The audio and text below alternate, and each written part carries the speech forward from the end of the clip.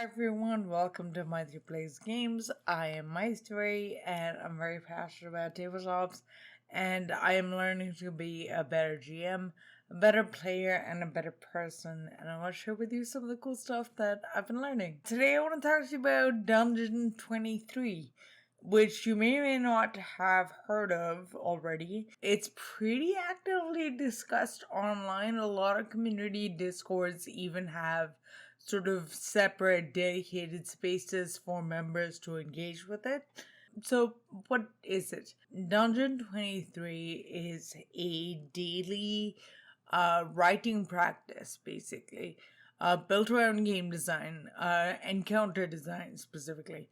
Every day, the participant designs a room in a dungeon. This doesn't have to be a traditional fantasy dungeon with like crumbling ancient walls and goblins or whatever, though totally can be. There's lots of resources out there if you want to make that kind of a dungeon. But it's just as easy for it to be like an abandoned corpo facility if you're in a cyberpunk setting. It can be a terraforming operation that's gone deep into the earth if you're playing it on an alien planet.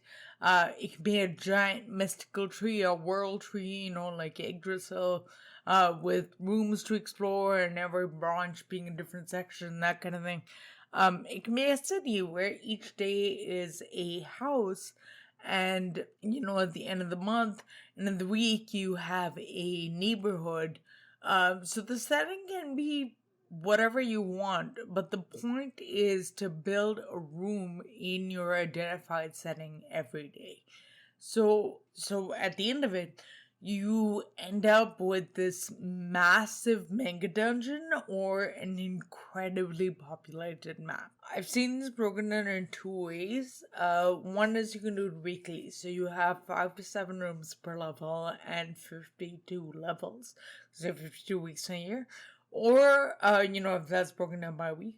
Or you can have 30 to 31 rooms and 12 levels, one for each month. Or you can do a combination of both, maybe 4 levels with 30 rooms and 36 levels with 5 to 7 rooms each. I know when I explain it in those numbers, it sounds kind of daunting.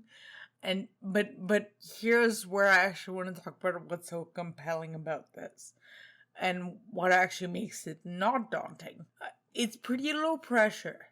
No one's checking on in progress, and the point is to get it done, and the point is to move forward.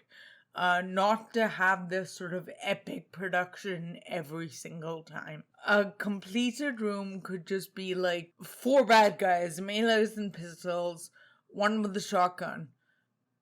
That's it. If you want to draw up a room and design it with art and describe what pros, go nuts. But it's okay not to for every single room. Like I said, the purpose is progress. The purpose is continuation. And the purpose is building discipline rather than waiting for inspiration to strike.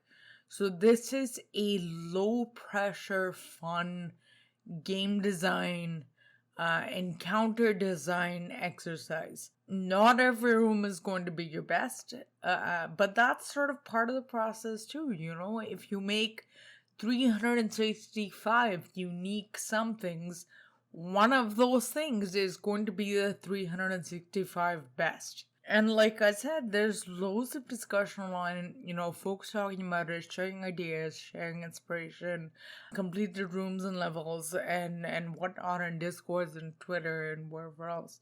And there's this sort of gorgeous sense of community and collaboration where people are inspiring and being inspired by. You find yourself wanting to get more involved in tabletops and running games especially, but you find yourself limited on actual gameplay.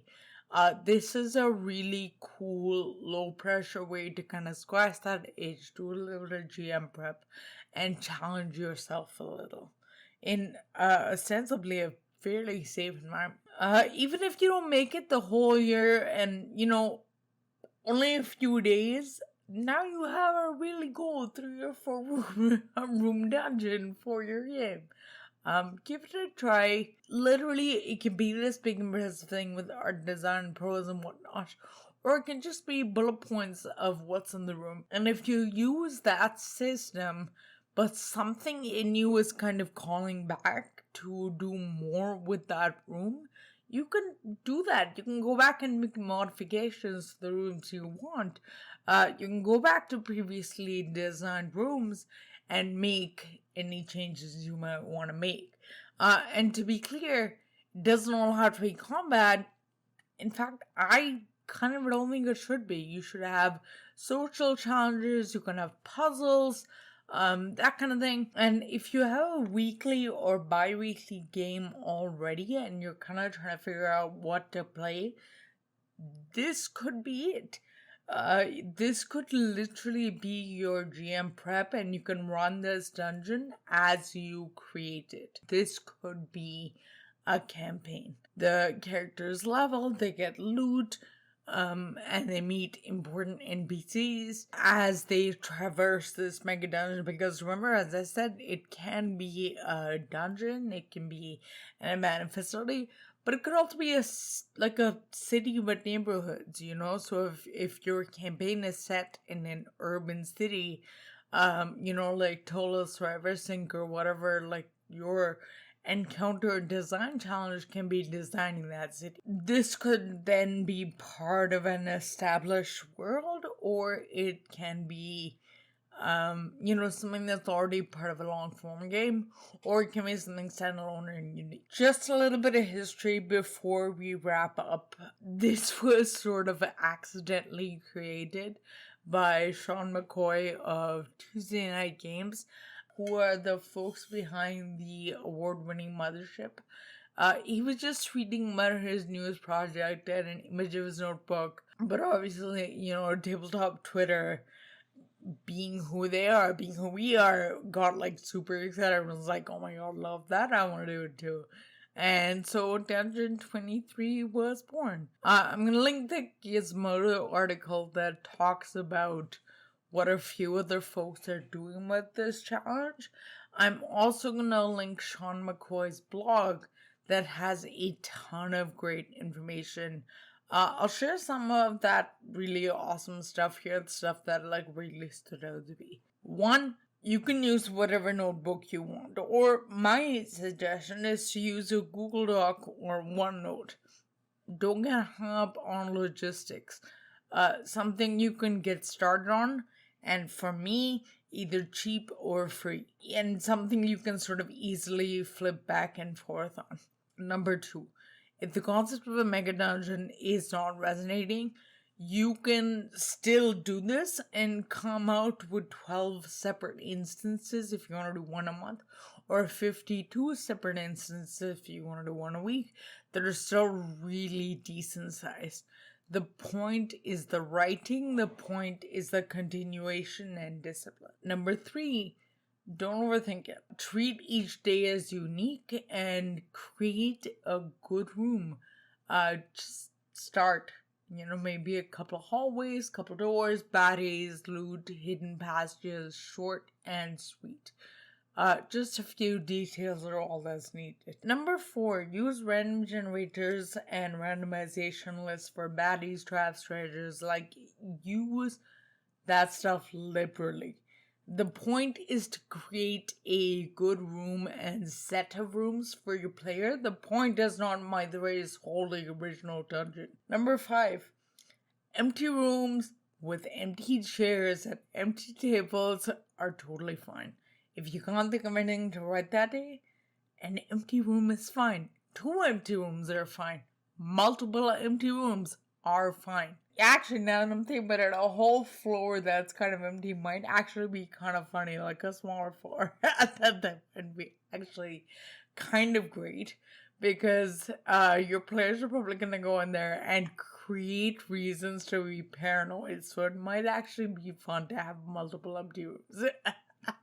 Number 6. Next I'm going to read verbatim because I think it's super important. 365 rooms written like 3 orcs, 25 gold pieces is better than 5 rooms written like, in this beautiful hand-carved obsidian room sit 3 orcs over a dice game. 25 gold pieces sit on the table, each of them, see what I'm getting at? The goal is the finish line. Just get to the finish line. Trust me. Number 7. Become a collector of rooms.